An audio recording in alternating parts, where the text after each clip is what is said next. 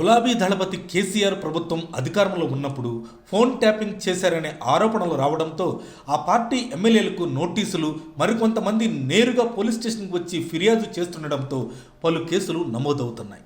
దీంతో ఇప్పుడు ఎప్పుడు ఎక్కడ ఎవరిపై ఎవరు ఫిర్యాదు చేస్తారో తెలియని పరిస్థితి. ఏ పోలీస్ స్టేషన్లో కేసు నమోదవుతుందో, ఎవరిని ఎప్పుడు విచారణకు పిలుస్తారో అనే గుబులు బీఆర్ఎస్ నాయకుల్లో నెలకొంది. ఇప్పటికే 3 మాజీ ఎమ్మెల్యేలకు పోలీసులు నోటీసులు ఇచ్చి విచారణ చేశారు. తాజాగా కేసీఆర్ అల్లుడు హరీష్ రావుపై సైతం ఫోన్ ట్యాపింగ్ కేసు నమోదు కావడంతో పార్టీలో విస్తృతంగా చర్చలు జరుగుతున్నాయి. ఇంకా 10 జిల్లాల్లో ఉన్న చాలామంది బీఆర్ఎస్ నేతలకు నోటీసులు ఇచ్చి విచారణకు పిలుస్తున్నారనే వార్తలు వినిపిస్తున్నాయి. ఇప్పటికే ఉమ్మడి నల్గొండ జిల్లాకు చెందిన మాజీ ఎమ్మెల్యేలు చిరుమర్తి లింగయ్య, నల్లమోతు భాస్కర్ రావు, ఉమ్మడి పాలమూరు జిల్లాకు చెందిన మాజీ ఎమ్మెల్యే జైపాల్ యాదవ్కు ఫోన్ ట్యాపింగ్ ఆరోపణలతో సిట్ అధికారులు నోటీసులు ఇచ్చారు. జూబ్లీహిల్స్ పోలీస్ స్టేషన్లో విచారించారు. ఈ కేసులో పలువురు మాజీ మంత్రులు, ఎమ్మెల్యేల ప్రమేయం ఉన్నట్లు తెలుస్తుంది.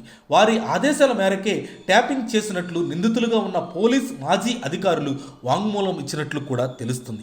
ఎవరి ఫోన్ను ట్యాప్ చేయాలనే విషయాన్ని వారికి వాట్సాప్ ద్వారా అందేదని, ఆ సమాచారాన్ని ఇప్పుడు పోలీసులు సేకరించినట్లు సమాచారం. అధికారంలో ఉన్నప్పుడు కాంగ్రెస్ నేతల ఫోన్లను ట్యాపింగ్ చేయించారనే ఆరోపణలు ఉన్నాయి. మునగోడు బైపోల్ సమయంలో ప్రస్తుత నకరేకల్ ఎమ్మెల్యే వేముల వీరేశం అనుచరుల ఫోన్లను చిరుమర్తి లింగయ్య ట్యాప్ చేయించారనే ఆరోపణలతో విచారించారు. తన ఫోన్ ట్యాపింగ్ చేయడంతో పాటు అక్రమంగా కేసులు పెట్టి నన్ను వేధించారని సిద్దిపేట జిల్లాకు చెందిన చక్రధర్ గౌడ్ అనే అతను హైదరాబాద్ పంజగుట్ట పోలీస్ స్టేషన్లో ఫిర్యాదు చేయడంతో మాజీ మంత్రి హరీష్ రావుపై ఫోన్ ట్యాపింగ్ కేసు నమోదైంది. ఈ కేసులో హరీష్ రావు అరెస్ట్ అవుతున్నారు అని వార్తలు కూడా వినిపిస్తున్నాయి. దీంతో ఒక్కసారిగా గులాబీ పార్టీ ఉలిక్కిపడింది.